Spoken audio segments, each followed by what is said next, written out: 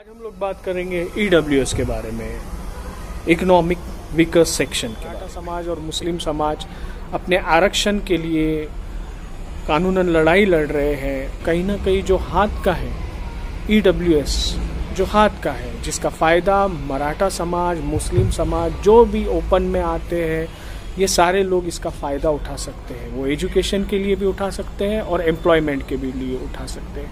हाल ही में महाराष्ट्र गवर्नमेंट ने अभी एक चीज़ डिक्लेयर की है कि जिसके मुताबिक मराठा समाज भी ईडब्ल्यूएस के अंतर्गत उस कोटा में शामिल किया गया है। ईडब्ल्यूएस का फ़ायदा मराठा समाज भी उठा सकता है। कुछ दिन पहले ही महाराष्ट्र गवर्नमेंट ने ये अनाउंस किया है। ईडब्ल्यूएस के बारे में हमने डिटेल में बात की विटनेस मीडिया के डायरेक्टर और मास कम्युनिकेशन और जर्नलिज्म के प्रोफेसर डॉक्टर शाहिद शेख के साथ। तो आइए देखते हैं डिटेल इन्फॉर्मेशन इस वीडियो के साथ। सर, ईडब्ल्यूएस के तहत जो है एजुकेशन और एम्प्लॉयमेंट में आरक्षण दिया जा रहा है, तो ये क्या है और ये कब से लागू हुआ है? ये 12 जनवरी 2019 को इंडियन गवर्नमेंट ने एक डिसीजन लिया। आर्टिकल 15(6) और आर्टिकल 16(6) के तहत इकोनॉमिकली वीकर सेक्शन यानी आर्थिक दृष्टि से जो पिछड़े हुए लोग हैं, इनको शिक्षा यानी एजुकेशन और एम्प्लॉयमेंट में 10% आरक्षण देने का डिसीजन है ये। जी सर। ये डिसीजन भले ही केंद्र के अंदर 12 जनवरी 2019 को लागू हुआ है, महाराष्ट्र में 1 फरवरी 2019 से इस पर अमल शुरू हुआ है। और जो भी वीकर सेक्शन है, इकोनॉमिकली वीकर सेक्शन है और अनरिजर्व कैटेगरी के हैं, वो लोग इसका लाभ उठा सकते हैं। सर, ईडब्ल्यूएस के लिए पात्र कौन है? ईडब्ल्यूएस के लिए बहुत अच्छा सवाल आपने किया है। ये महत्वपूर्ण है कि सब इसके लिए पात्र नहीं है। इनमें पात्रता के निकष कुछ और हैं। जैसे पहला, इसके लिए जो लाभार्थी होगा वो अनरिजर्व कैटेगरी से होना चाहिए। जी। अनरिजर्व यानी ओपन कैटेगरी। इसमें एससी, एसटी, ओबीसी, वीजेएनटी, एनटी इस कैटेगरी का कोई भी एप्लीकेंट अप्लाई नहीं कर सकता। ये पहली शर्त है कि वो ओपन कैटेगरी से होना चाहिए। दूसरा, कैंडिडेट के पूरे फैमिली की एनुअल इनकम 8 लाख से कम होनी चाहिए। जी। पूरे फैमिली की 8 लाख से कम होनी चाहिए। अलग अलग सोर्सेस से जो भी इनकम होती है, ये उस स्लैब से नीचे होनी चाहिए। इनके परिवार के पास 5 एकड़ से कम कृषि जमीन होनी चाहिए। इनका मकान 1000 स्क्वायर फीट से छोटा होना चाहिए। जी। और अधिसूचित महानगर पालिका निगम के क्षेत्र में 100 स्क्वायर यार्ड यानी कि 900 स्क्वायर फीट से छोटा मकान होना चाहिए, जबकि गैर अधिसूचित महानगर निगम के क्षेत्र में 200 स्क्वायर यार्ड यानी कि 1800 चौरस फीट से छोटा इनका घर होना चाहिए। और सबसे महत्वपूर्ण जो शर्त इकोनॉमिकल वीकर सेक्शन के लाभार्थियों के लिए रखी गई है वो ये है कि आवेदनकर्ता का परिवार 13 अक्टूबर 1967 से पहले से महाराष्ट्र का बाशिंदा यानी रहने वाला होना चाहिए। अगर वह 13 अक्टूबर 1967 यानी 1967 के बाद अगर महाराष्ट्र में रहने को आए हैं, तो इनमें से किसी को भी ये लाभ नहीं मिल पाएगा। सर, जैसा कि आपने बताया है कि फैमिली इनकम जो है 8 लाख रुपए से नीचे होनी चाहिए। अगर एक फैमिली में 2 या 3 लोग अगर कमाते हैं तो उनकी सबकी मिला के उतनी होनी चाहिए, या अगर फैमिली में एक आदमी भी अगर कमाने वाला अगर हो और एक आदमी भी हो, तो उसकी भी इनकम सभी सोर्सेस से 8 लाख से कम होनी चाहिए। और 2, 3 या 4 लोग भी अगर कमा रहे हो और इनकी भी टोटल इनकम जो है फ्रॉम ऑल सोर्सेस किराया है, कुछ पैसा इन्वेस्टेड है, कुछ इस तरह का सबसे मिलाकर जो है तो 8 लाख से कम आय होनी चाहिए।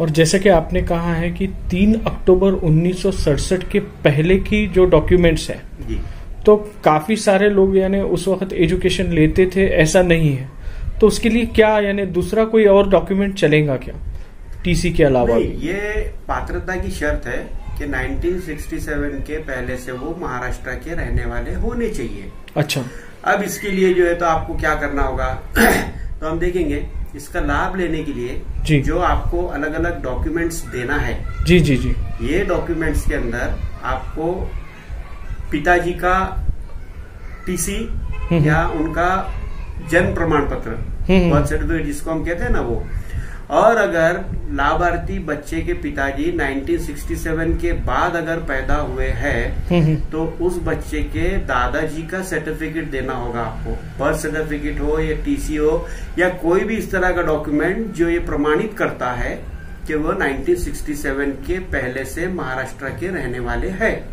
सर, इस ईडब्ल्यूएस के लिए पात्र कौन कौन रहेगा? जी, तो इसकी पात्रता के बारे में मैंने आपको कुछ बताया है।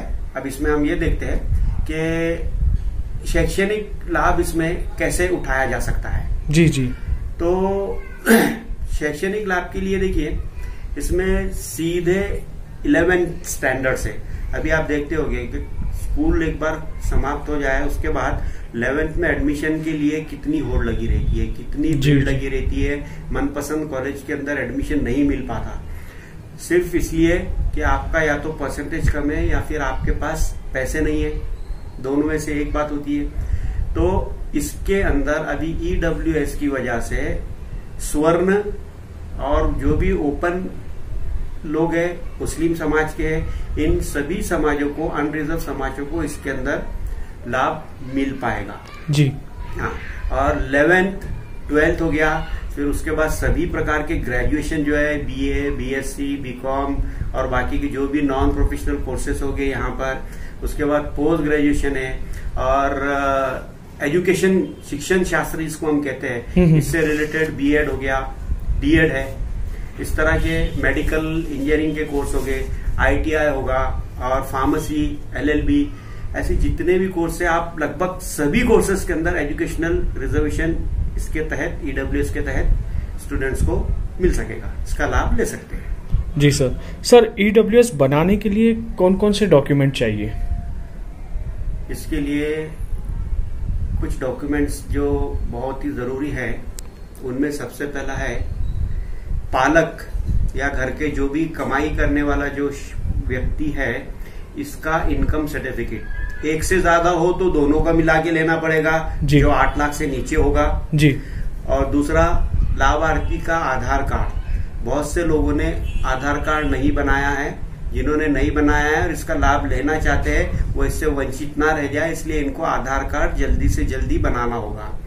तीसरा डॉक्यूमेंट इसके अंदर है आपका एफिडेविट, यानी कि शपथ पत्र, जिसमें जैसे मैंने आपको बताया अभी 900 स्क्वायर फीट, 1800 स्क्वायर फीट की जगह या 5 एकड़ से कम वाली कृषि भूमि या 1000 स्क्वायर फीट से छोटा घर, इन सब के लिए 100 रुपीज के बॉन्ड पे आपको एफिडेविट देना होगा कि आप इन सभी कंडीशंस को फुलफिल करते हैं और आप ईवीएस के तहत आते हैं।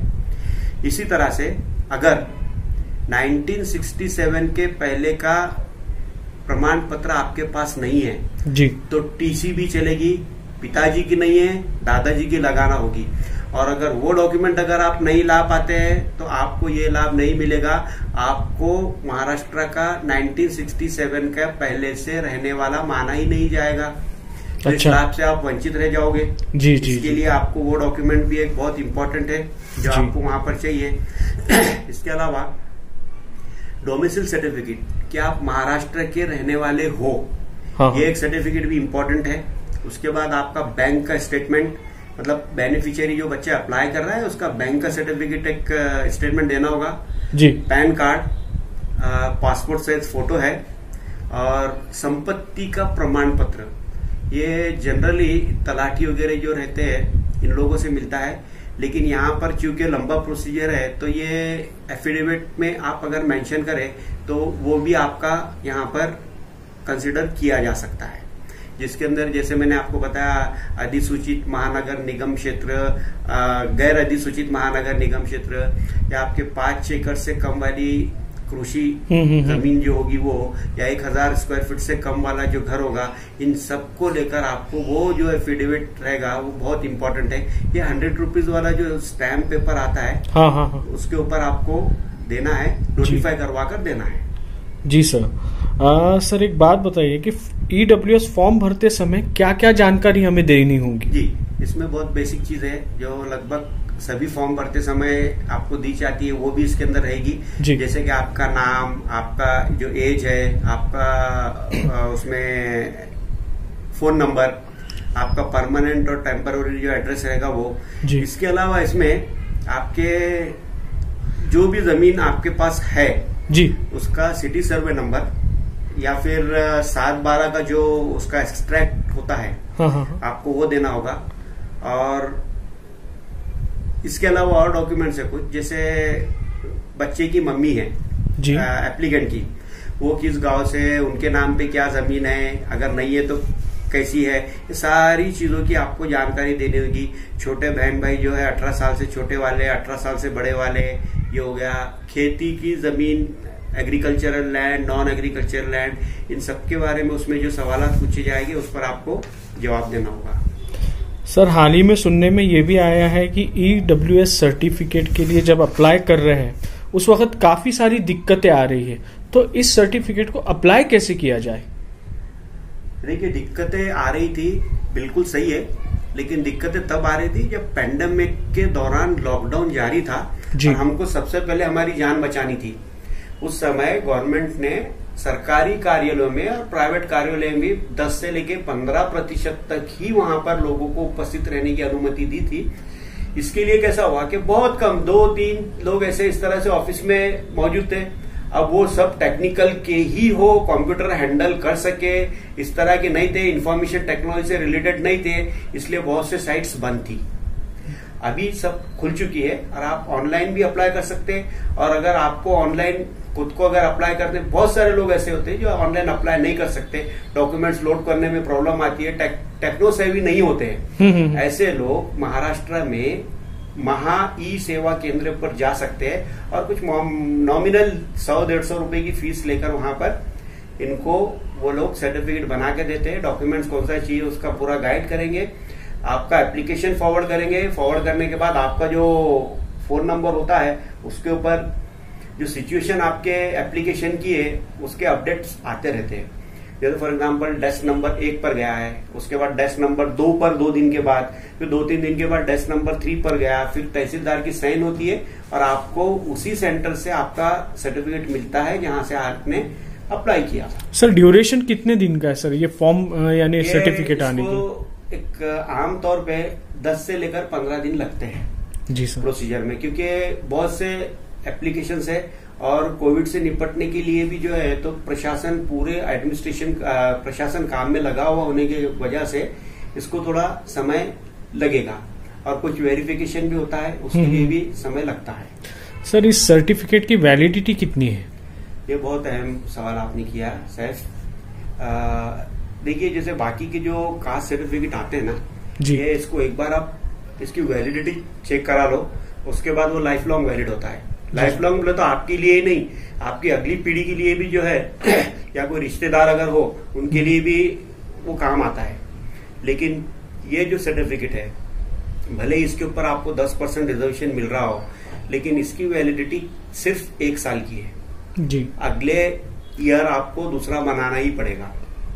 उसका रीजन है कि मेरा अगर अप्राइजल होता है, मैं जॉब करता हूं, मेरा अप्राइजल होता है, तो मेरी लास्ट ईयर समझिए 6 लाख की इनकम थी, अभी 8 लाख एक्सीड कर गई जी। 8 लाख से अगर मेरी अगर इनकम होती है तो मैं ऑटोमेटिकली इसके बेनिफिशियरी की लिस्ट से बाहर हो जाता हूँ जी। या फिर ऐसा भी होता है किसी घर में जॉबलेस था कोई व्यक्ति, उसको जॉब मिलती है, उसको 1-2-3 लाख मिलते हैं, पहले वाले को 5 थे, ये इस तरह से 8 के ऊपर अगर वो आ जाए वो भी बेनिफिशियरी की लिस्ट से बाहर निकल जाएंगे। या और 2-4 लोग हैं घर के, कोई नहीं कर रहे थे, जॉब कर रहे हैं, कोई बिजनेस कर रहे हैं, उसके अंदर से कोई इनकम अगर राजी होती है 8 लाख एक्सिट करती है तो भी इस बेनिफिशियरी की लिस्ट से बाहर हो जाएंगे। और सच में जो डिजर्विंग लोग जो इकोनॉमिकली वीकर सेक्शन के होते हैं उनको इसका लाभ मिल सकता है। सर, EWS के जो प्रक्रिया चालू हुई है जी, इसका आने वाले दिनों में एजुकेशन और एम्प्लॉयमेंट में इसके क्या फायदे होंगे? हो गया है, उसका शुरू हुआ है और इसका बेनिफिट मिलना स्टार्ट भी हो गया है। जैसे सभी जगह पे 10% EWS वालों को रिजर्वेशन दिया जा रहा है। ऐसे लोग जो बहुत सफर करते थे, जनरली मीडियम क्लास के, ओपन कैटेगरी के, कोई रिजर्वेशन नहीं है, तो जॉब के अंदर इनको रिजर्वेशन नहीं है, एजुकेशन में रिजर्वेशन नहीं है, उतना पैसा नहीं है कि डोनेशन देकर बच्चों को एजुकेशन दिलवा सके। और इसी तरह से बहुत सी जगहों पे, अब बोलना नहीं चाहिए, लेकिन रिश्वतखोरी जो चलती है जॉब्स के अंदर, वो पैसा भी इनके पास नहीं है देने के लिए। फिर कैसे है, तो सबसे ज्यादा सफर करने वाली अगर कोई कैटेगरी समाज में है तो वो मीडियम क्लास। जी सर। इस मीडियम क्लास के लोगों को अभी ये 10% के तहत बहुत न्याय मिल रहा है।